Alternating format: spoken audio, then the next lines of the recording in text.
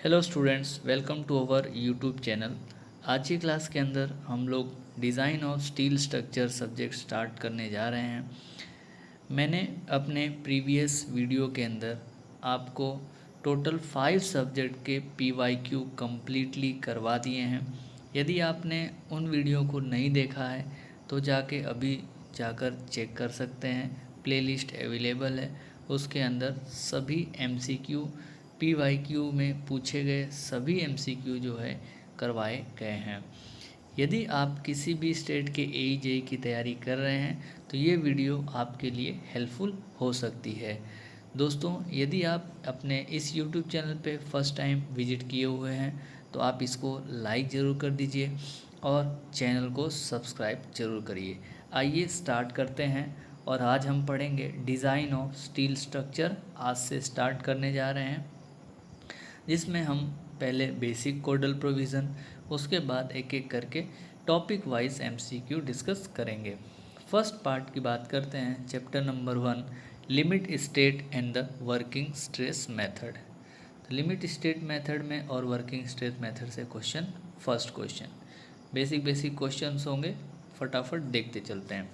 Question number 1, as per the working stress method of RCC design the neutral axis depth factor. Working stress method के अंदर RCC design के लिए neutral axis depth factor balance section के लिए किसके ऊपर depend करता है? Grade of concrete, permissible tensile stress in the steel and percentage of steel. तो किसके ऊपर डिपेंड करता है? ओनली डिपेंड करता है permissible tensile stress in steel. मतलब जो है XU जो है वो ओनली FY के ऊपर डिपेंड करता है। तो answer will be option B. Next, steel is use as a reinforcing material in RCC because. Reinforcing material के तरीके से हम लोग स्टील को यूज़ करते हैं रेनफोर्स सीमेंट कंक्रीट के अंदर। क्यों? फर्स्ट ऑप्शन है, its thermal expansion is almost equal to that of the concrete. Second है, its thermal expansion is lower than that of the concrete. Third option है, it can easily manufactured in factory. And fourth है, its cheapest tensile load bearing structure. तो answer will be option A कि इसका thermal expansion जो है वो concrete के thermal expansion के इक्विवेलेंट होता है, इसीलिए हम जो है इसको RCC के अंदर यूज़ कर सकते हैं।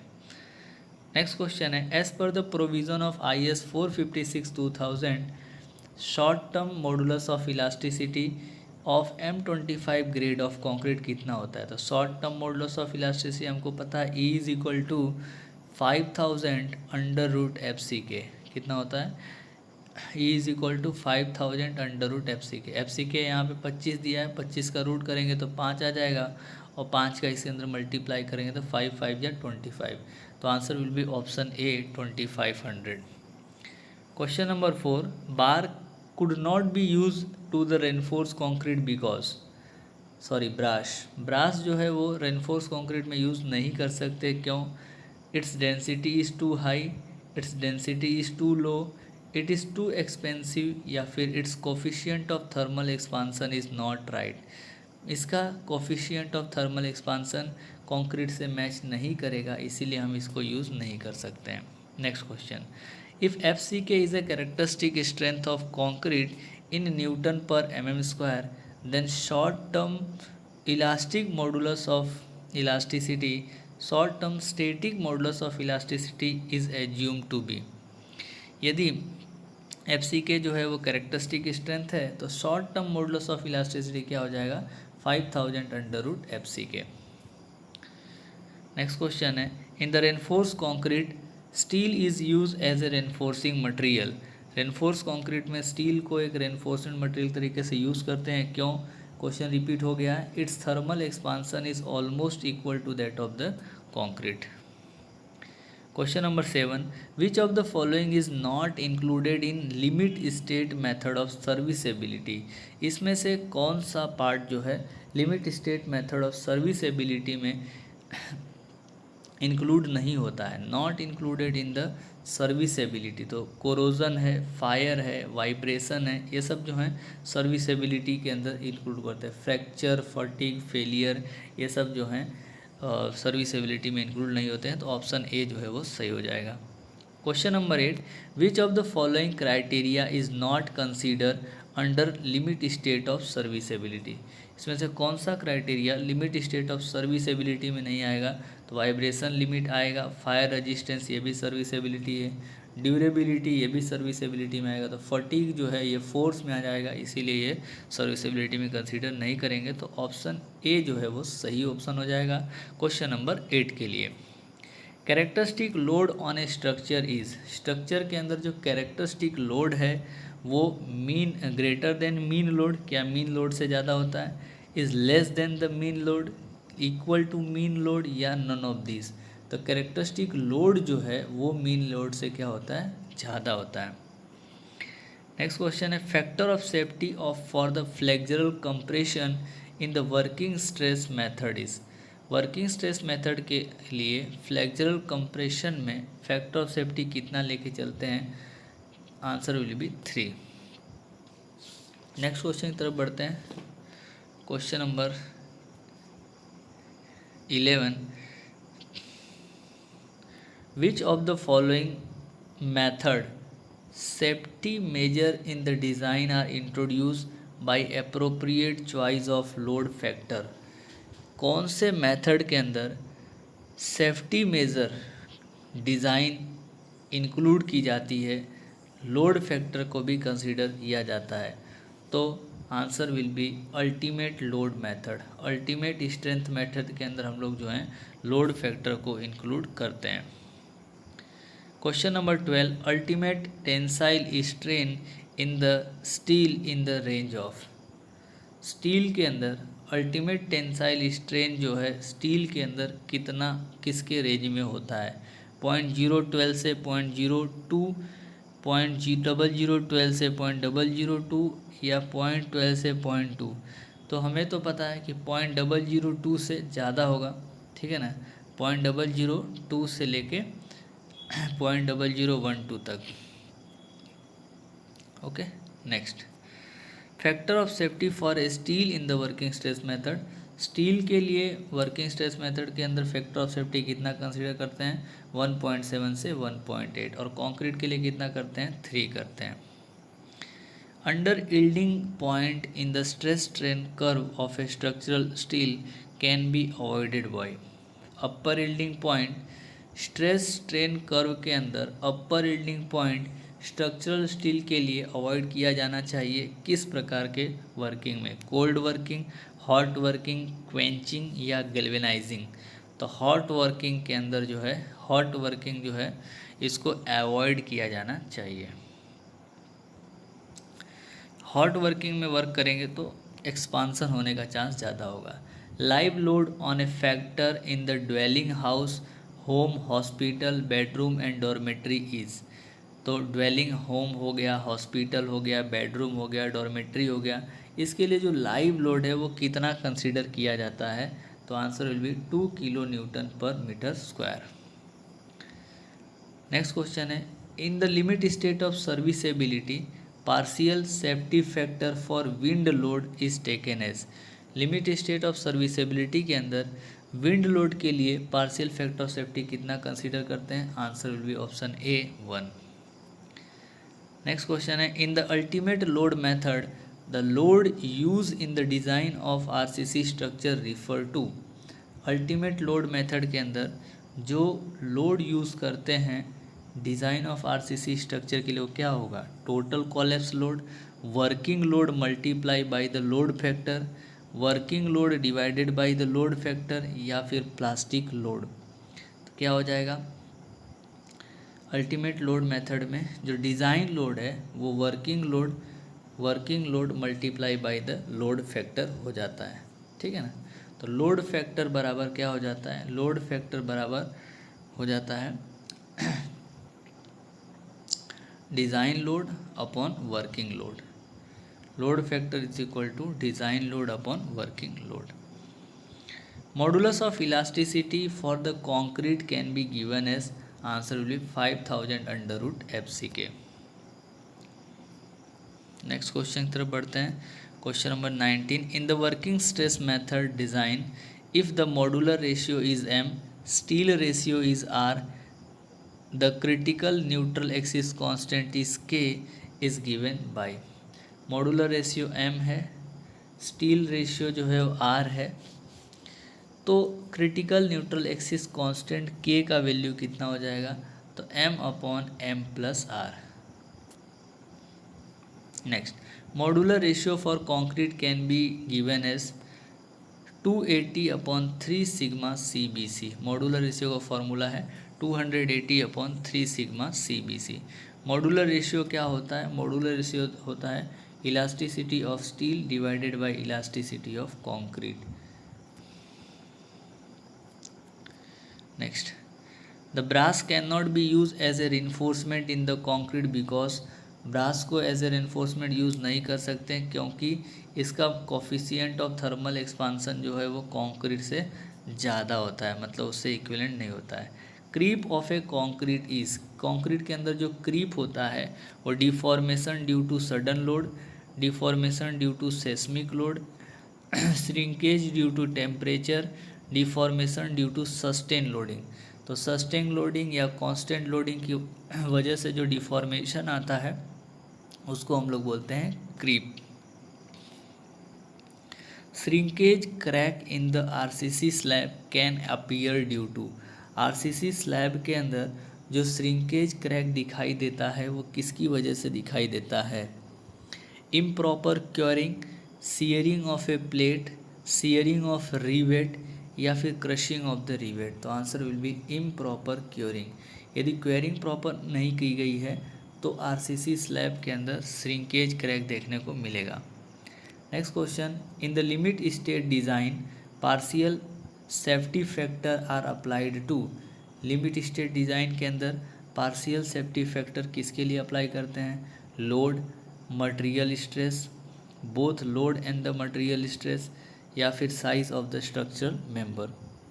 तो लोड और मटेरियल स्ट्रेस दोनों के ऊपर हम लोग पार्शियल सेफ्टी फैक्टर अप्लाई करते हैं। नेक्स्ट क्वेश्चन है, in the limit state design of concrete structure the strain distribution is assumed to be. Limit state design of concrete structure के अंदर स्ट्रेन डिस्ट्रीब्यूशन जो है कैसा एज्यूम करते हैं? तो स्ट्रेन डिस्ट्रीब्यूशन जो है वो लीनियर होता है। नेक्स्ट क्वेश्चन है, in the RCC slab under the mild exposure condition having main longitudinal tensile reinforcement of diameter 12 mm। एक RCC का स्लैब है और माइल्ड एक्सपोजर कंडीशन है और उसका डायमीटर जो है वो 12 mm दिया है। तो minimum available nominal cover to satisfy the durability requirement is.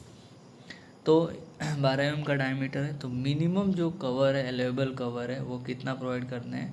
15 mm जितना प्रोवाइड करते हैं। Plane cement concrete is strong in taking. अब प्लेन सीमेंट कंक्रीट है तो ये किस प्रकार का स्ट्रेस ले सकता है? पहला है शियर स्ट्रेस, दूसरा है shear and tensile stress, both tensile stress या फिर कंप्रेसिव स्ट्रेस। तो दोस्तों टेंसाइल स्ट्रेस तो ले ही नहीं सकता, शियर भी ले नहीं पाएगा, तो answer will be compressive stress.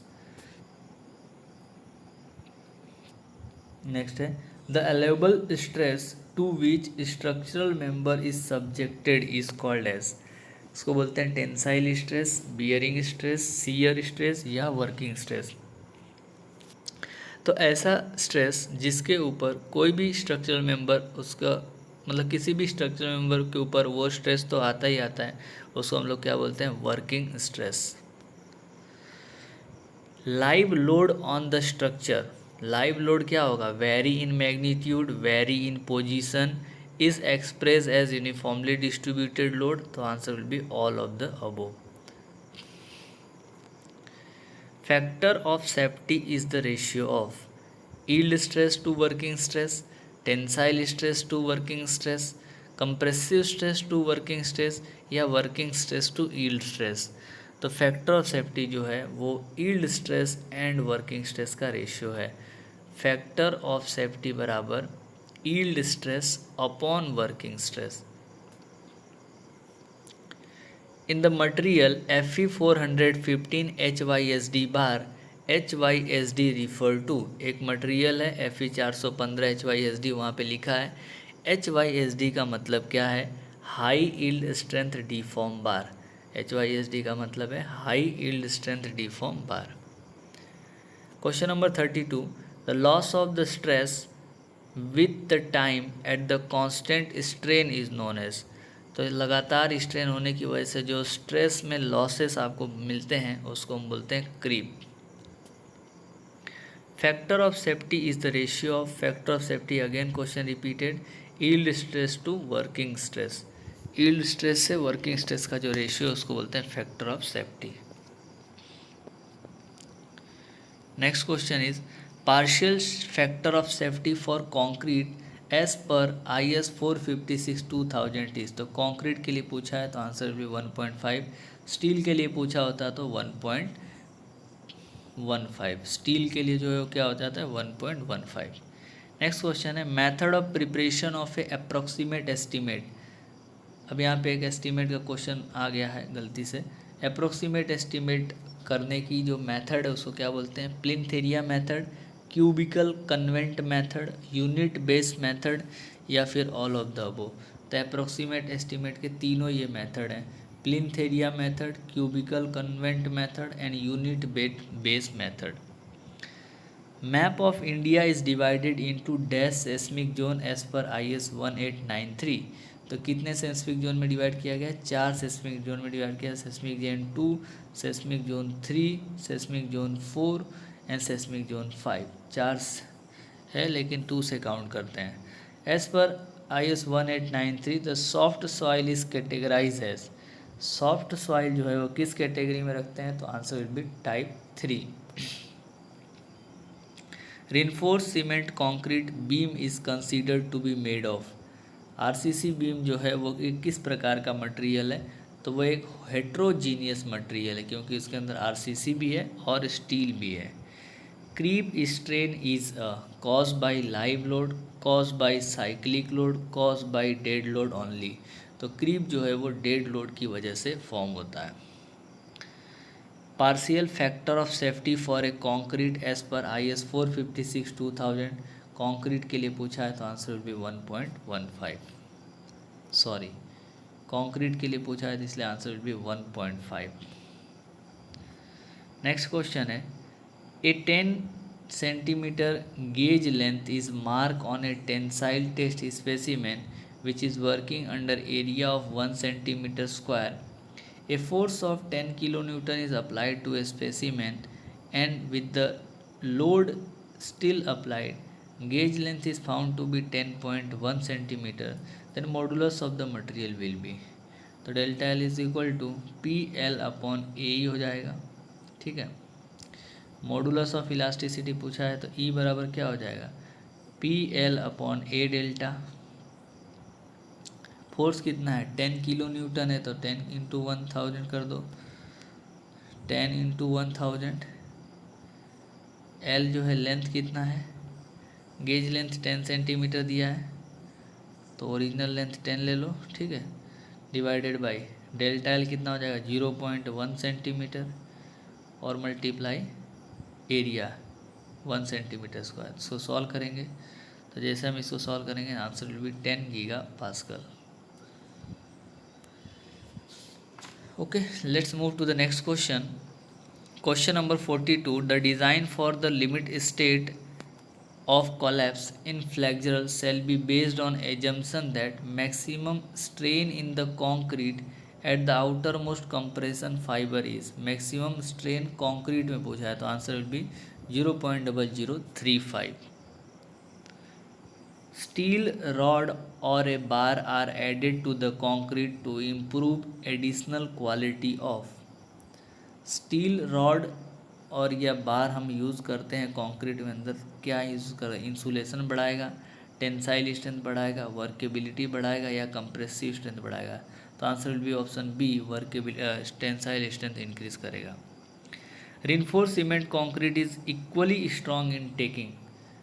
Reinforced cement concrete is equally compressive and the shear, tensile compressive and shear, tensile compressive and shear, tensile and shear both. The answer will be tensile compressive and shear stress.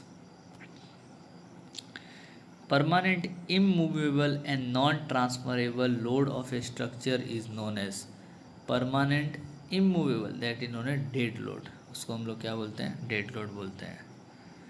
Plane cement concrete is strong in taking only compressive stress.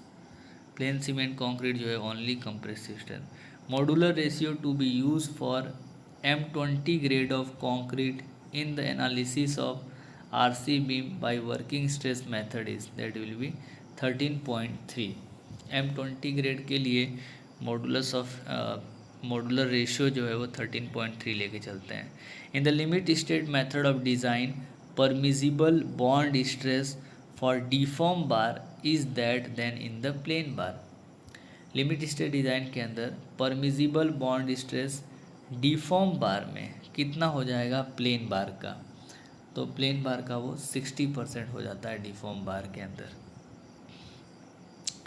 In the limit state of serviceability for the deflection including effect due to creep shrinkage in the temperature occurring after the erection of partition and for the application finishes as applicable to the floor and the roof is restricted to span upon 350. और total load पूछेगा तो span upon 325. Next, reinforced cement concrete is equally strong in taking. Reinforced cement concrete is equally strong in taking tensile stress, compressive stress and shear stress both. Which of the following is not limit state of serviceability? इसमें से कौन सा serviceability नहीं है? तो torsion एक प्रकार का फोर्स है, ठीक है, तो टोर्सन एक फोर्स है, यही एक सर्विसेबिलिटी में नहीं आएगा. ड्यूरेबिलिटी सर्विस है, क्रैकिंग सर्विस है, डिफ्लेक्शन भी सर्विस है.